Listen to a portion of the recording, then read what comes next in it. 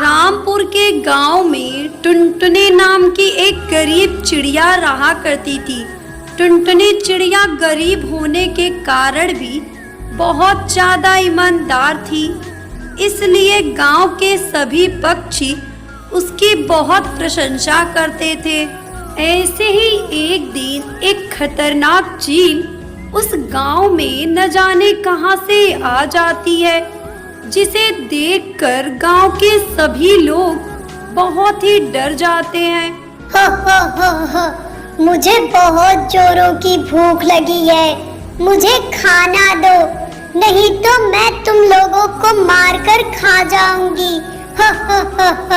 उस खतरनाक चील की बात सुनकर गांव के सभी लोग बहुत ही डर जाते हैं और अपने अपने घरों से खाना लाकर उस चील के पास रख देते हैं। उस खाने को देखकर चील आग बबूला हो जाती है और खाने को उठाकर दूर फेंक देती है।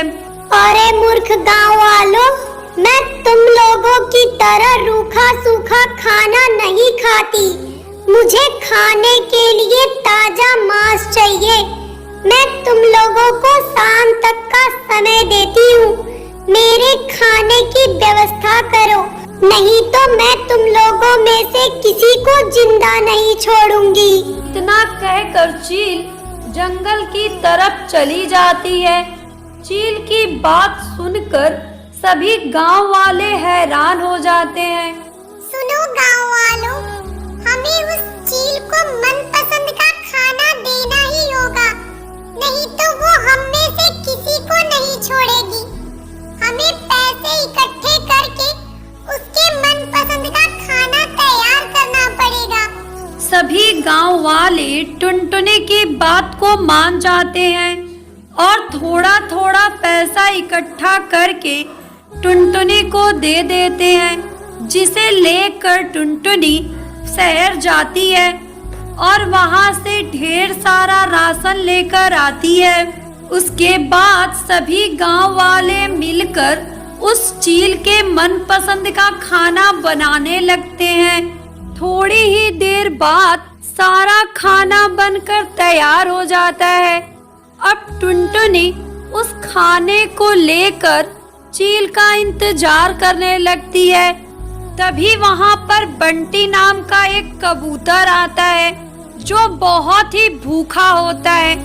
वो टुनटुनी चिड़िया से कहता है, टुनटुनी बहन, मैंने कई दिनों से खाना नहीं खाया है, मुझे बहुत जोरों की भूख लगी है, क्या आप मुझे ये खाना दे सकती हो?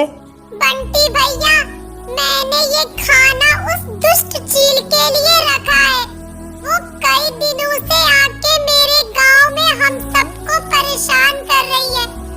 अगर ये खाना मैं आपको दे दूंगी, तो वो हमारे गांव में आकर हम सबको खा जाएगी।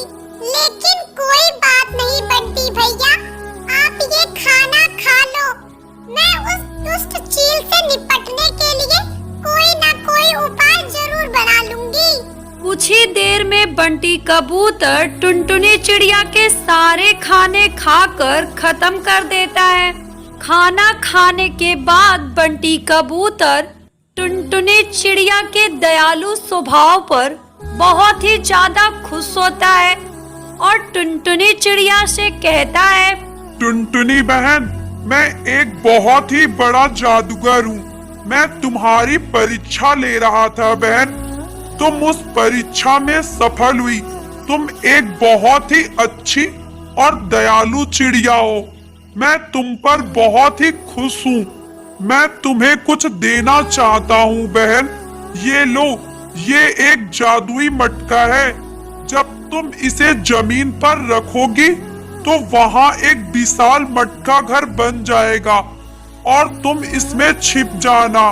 जब वो चील आएगी तो वो तुम्हें और तुम्हारे गांव वालों को नहीं देख पाएगी और वहां से चली जाएगी। इतना कहकर बंटी कबूतर वहां से चला जाता है।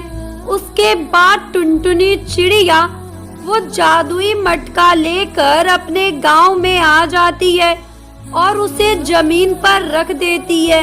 देखते ही देखते वो जादुई मटका विशाल मटका घर में बनकर तैयार हो जाता है, जिसे देखकर टुनटुनी चिड़िया बहुत ही खुश होती है।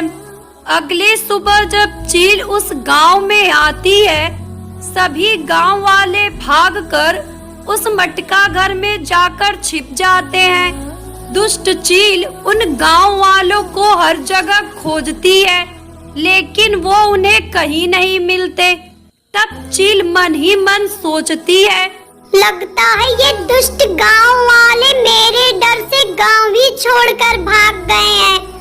आज भी मुझे भूखे पेट ही सोना पड़ेगा। ये सोचकर दुष्ट चील वहां से चली जाती है। उसके बाद सभी गांव वाले खुशी खुशी अपनी जिंदगी बिताने लगते हैं।